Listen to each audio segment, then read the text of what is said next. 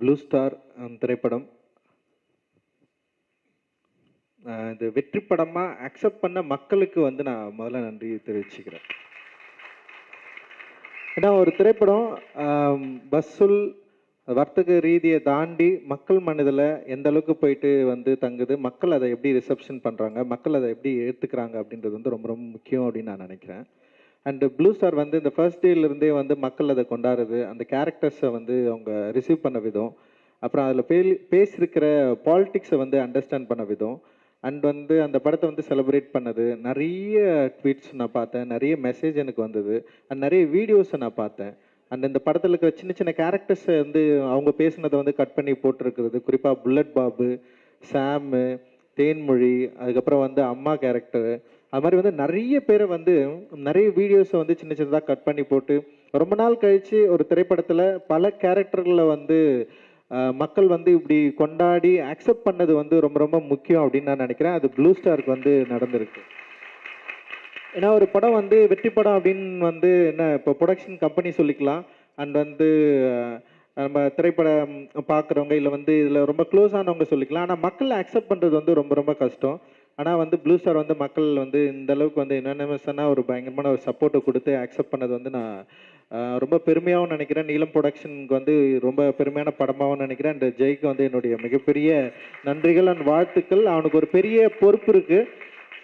ஏன்னா வந்து ஒரு படம் ரிலீஸ் ஆகி 4வது நாள்லேயே ஒரு ஹீரோ வந்து டபுள் டைம் அந்த படத்தை பார்த்துட்டு அவனை கூப்பிட்டு மீட் பண்ணி நம்ம படம் பண்ணலாம் பிரதர்னு சொல்லியிருக்காரு. ஒரு பெரிய ஹீரோ அவரு. அது பயங்கர சந்தோஷமா இருந்தது. அட்டகத்திக்கு எனக்கே நடக்கல.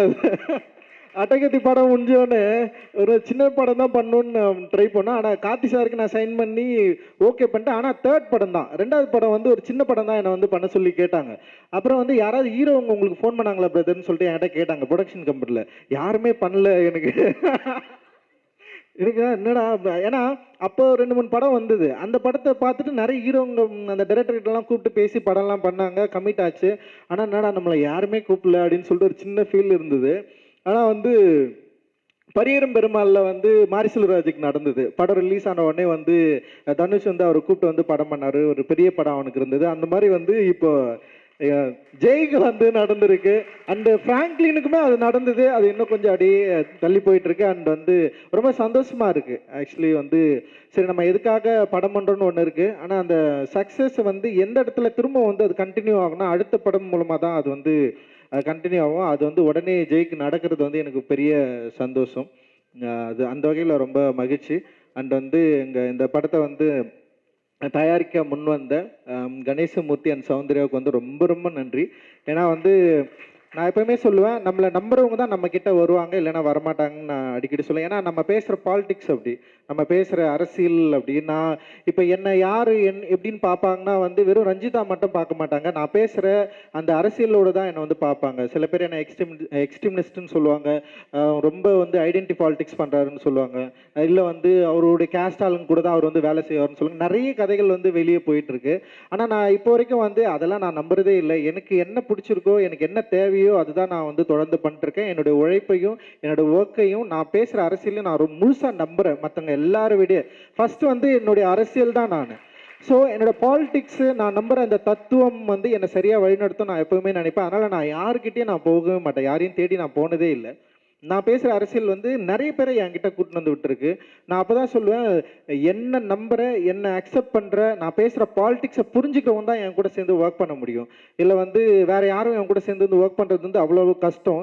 ஏன்னா அவ்வளோ வெளிப்படையாக நான் இருக்கிறேன். நான் யாருன்றதை சொல்கிறதுல அவ்வளோ வெளிப்படையாக இருக்கிறேன். அந்த வெளிப்படைத்தன்மையை, அந்த பாலிடிக்ஸ், அந்த தத்துவத்தை சரியாக புரிஞ்சுக்கிட்டு என் கூட சேர்ந்து ஒர்க் பண்ணுறவங்க தான் இந்த ஸ்டேஜில் இருக்கிறவங்க அப்படின்னு நான் நினைக்கிறேன். எல்லாருக்குமே வந்து இந்த இடத்துல நன்றி சொல்லிக்கிறேன். அண்டு கணேசமூர்த்தி அண்ட் சௌந்தர்யாவுக்கு ரொம்ப ரொம்ப நன்றி.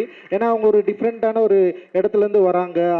அவங்களோட கல்ச்சர் வேறு, அவங்களோட பழக்க வழக்கங்கள் வேறு. ஆனால் நம்ம பேசுகிறத வந்து அவங்க புரிஞ்சுக்கிறாங்களே, இது சரியாக இருக்குன்னு நினைக்கிறாங்களே, அதுதான் ரொம்ப முக்கியம்னு நான் நினைக்கிறேன் நான்.